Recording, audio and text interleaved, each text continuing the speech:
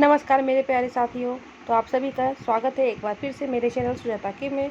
तो अभी मैं आप लोगों के सामने हिंदी जो कि 10/9/2023 को जिस एग्जामिनेशन हुआ था, जिसका सब्जेक्ट कोड 101 है और टाइमिंग जो था वो 3 से लेकर के 5:30 तक, यानी सेकेंड शिफ्ट में जो एग्ज़ाम हुआ था उस डे को उसका आंसर की लेकर के आई हूँ। तो चलिए आप लोग एक बार अपने आप को अपना क्वेश्चन जो भी आपको याद है आप उससे एक बार मिला सकते हैं, देख सकते हैं। तो चलिए हम लोग शुरू करते हैं। हमारा पहला है स्वर के साथ स्वर मिलने से जो विकार उत्पन्न होता है उसे क्या कहते हैं? तो आंसर होगा स्वर संधि। दूसरा है विद्यालय का संधि क्या होगा? तो विद्या जोड़ आलय। तीसरा है सर्वोत्तम का संधि विच्छेद क्या होगा? तो सर्व जोड़ उत्तम। चौथा है उच्चारण का संधि विच्छेद क्या होगा? जो उत जोड़ चारण। पांचवा है महोजस्वी का संधि विच्छेद क्या होगा? तो मता जोड़ ओजस्वी। छठा है समास का क्या अर्थ होता है? तो संक्षेप। सातवां है जिस समास का पहला पद संख्यावाचक होता है वह द्विगु कहलाता है। घनश्याम में कौन सा समास है? तो बहुब्रीहि।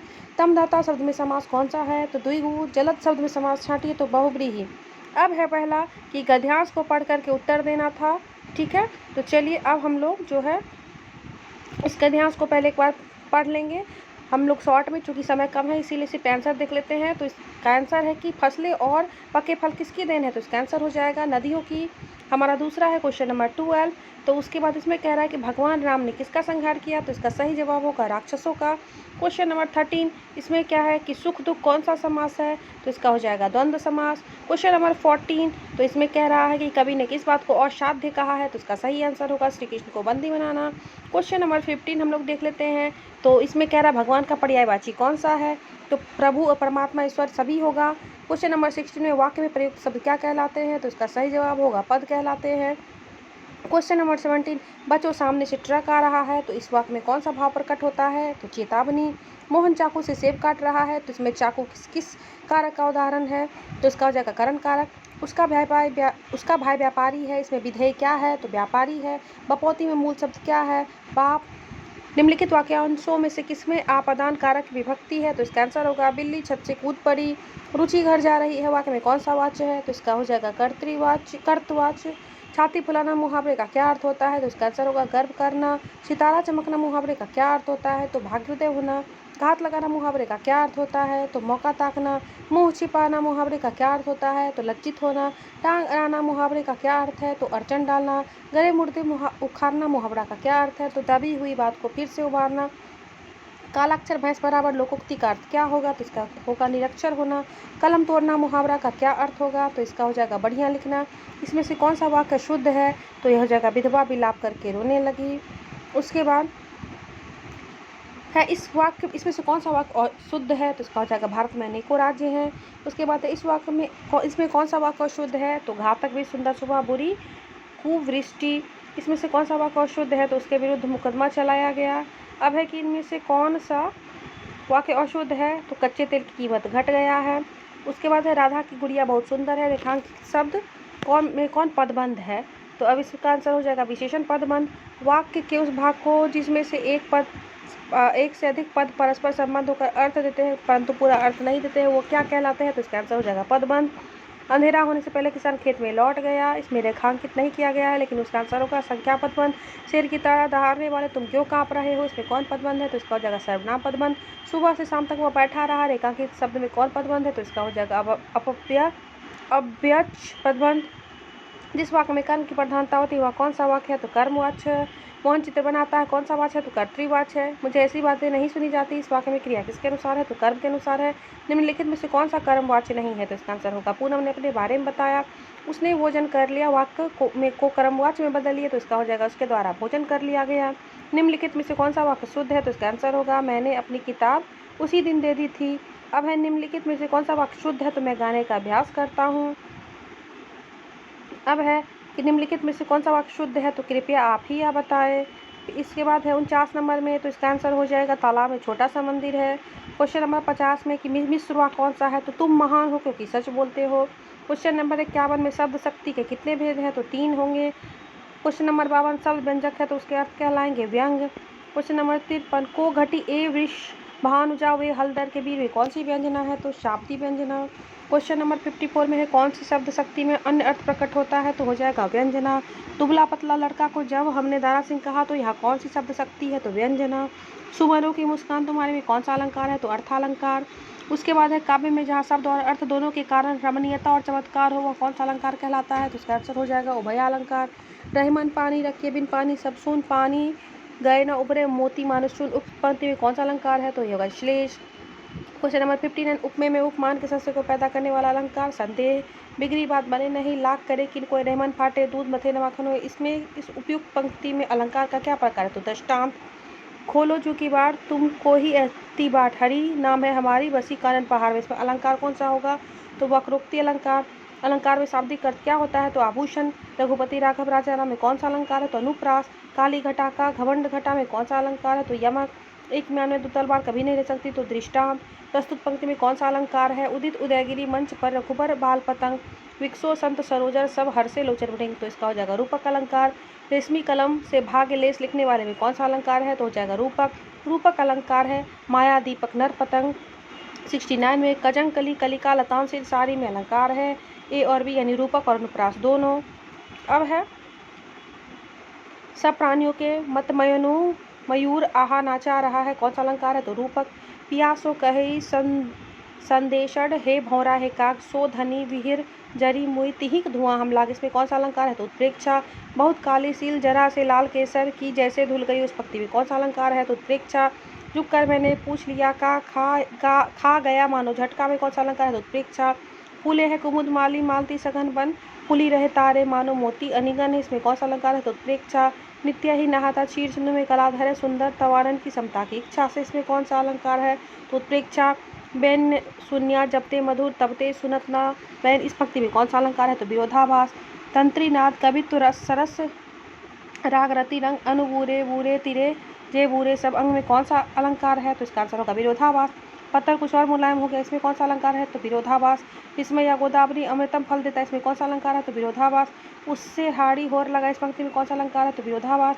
छिदी धातु का शाब्दिक अर्थ क्या होगा? और वो यानी ढकना और आच्छादित करना दोनों। जिन वर्णों को उच्चारण में अल्प समय लगता है उसे कहते हैं हरस्व स्वर। कंधों को पढ़ाते समय विराम स्थल को कहते हैं यति। चंचल शब्द में चौवर्ण में कौन सी मात्रा होती है? तो गुरु। भगन में कितने लघु और गुरु वर्ण होते हैं? तो इसका आंसर दिया जा रहा है SII। अब है दूसरा जिस छंद के प्रत्येक चरण में 11 वर्ण होते हैं उसे क्या कहा जाता है? तो ब और सौ यानी कि उपेंद्रव्रजा और सी यानी इंद्रव्रजा। कर्णित कविंत वर्णिक छंद में कुल कितने वर्ण है? तो 31। निम्नलिखित पंक्ति में कौन सा छंद है जिसमें कुछ पौरुष हो यहाँ सफलता वहाँ पा सकता है? तो दूसरी विलंबित। क्वेश्चन नंबर 89 निम्नलिखित पंक्ति में कौन सा वर्णिक छंद है? आए प्रजाधिप निकेतन पास उधो पूरा प्रसार करीति करुणा जहाँ थी। तो वसंत तिलका भुजंग प्रयाति कौन सा छंद है? तो वर्णिक छंद। काव्य गुण क्या होता है? तो काव्य के सौंदर्य और अभिव्यंजना शक्ति को बढ़ाने वाले तत्व। काव्य प्रकाश नामक ग्रंथ के रचनाकार कौन है? तो मम्मट।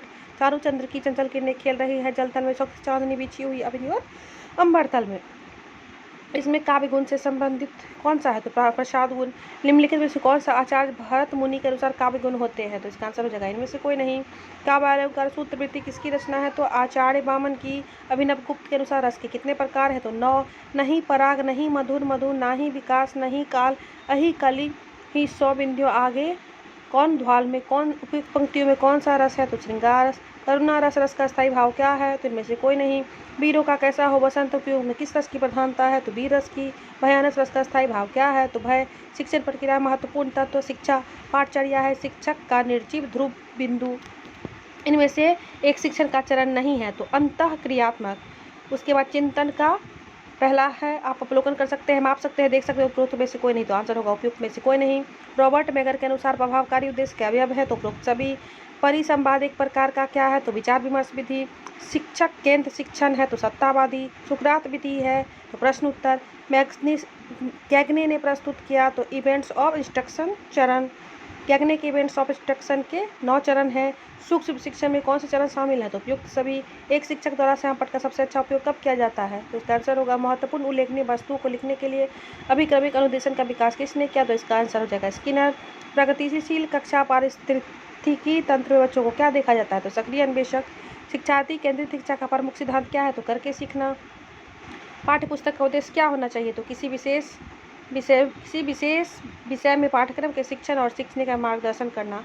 विश्वविद्यालय का पुस्तकालय बजट पारित किया जाता है तो कार्यकारी परिषद द्वारा। एक अच्छा शिक्षक होना चाहिए, साधन संपन्न और सहभागिता। अगला क्वेश्चन, छात्र आमतौर पर एक शिक्षक की प्रशंसा करते हैं जो सभी छात्रों से मित्रवत है। शिक्षण एक पारस्परिक गतिविधि है, किसके? शिक्षण और छात्र के बीच। वर्तमान परीक्षा प्रणाली में किस क्षेत्र के उद्देश्यों का मुख्य रूप से मूल्यांकन किया जाता है? तो संज्ञानात्मक क्षेत्र का। मात्रात्मक निर्णय की प्रक्रिया है मापन। किस प्रकार के मूल्यांकन का उपयोग कक्षा में रैंकिंग के लिए करते हैं? तो मानक संदर्भित मूल्यांकन।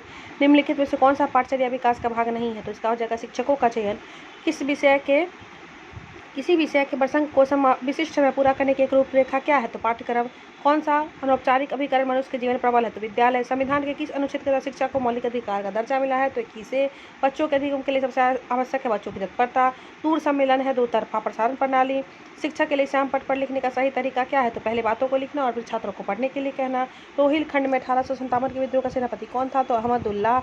डोडो बेटा चोटी निम्नलिखित में किस पहाड़ी श्रृंखला में स्थित है? तो नीलगिरी।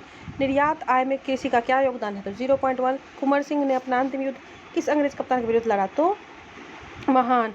खबरों में रहे बंधन एक्सप्रेस और मैत्री एक्सप्रेस भारत के किसके बीच चलती है? तो बांग्लादेश। डीडीटी और एल्युमिनियम के डब्बे किसके उदाहरण? तो गैर बायोडिग्रेडेबल प्रदूषक के। प्लास्टिक कचरे के लिए कौन सा कथन गलत है? तो इसका उपयोग खाद बनाने के लिए किया जाता है। वनों की कटाई का सबसे बड़ा चालक कृषि। ग्लोबल वार्मिंग पृथ्वी की जलवायु प्रणाली के औसत तापमान में 6 सदी के पैमाने पर वृद्धि देखी गई। काला हिरण निम्नलिखित में से किस श्रेणी जीव से संबंधित है? तो लुप्त प्रजातियां। Question number 144। 5 लोगों की औसत आयु 42 वर्ष है, दूसरे समूह में 8 लोग हैं जिसकी आयु 81 वर्ष है। जब दोनों समूह को मिलाया जाता है तो सभी लोगों की औसत आयु कितनी होती है? तो इसका हो जाएगा 66 वर्ष। 150 रुपये पर चक्रवृद्धि ब्याज की गणना करें। 16,000 2 साल के लिए 10 रुपये प्रति वर्ष पर जब वार्षिक रूप से संयोजित हो तो आंसर हो जाएगा 17,640। Question number 144। 0.09 और 0.007 का गुणनफल क्या होगा? तो 0.00063। दो संख्याओं का महत्तम समावर्तक 8 है और लघुत्तम समावर्तक 44 है। एक संख्या 16 है, दूसरी संख्या क्या होगी? तो 72।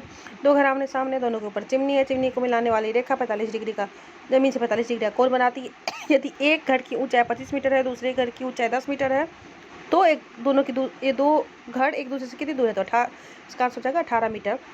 मूली, जड़ तो गुलाब, फूल। वह शब्द चुने जो बाकी से अलग है। टोपी, पगड़ी, हेलमेट, आवरण तो हो जाएगा आवरण।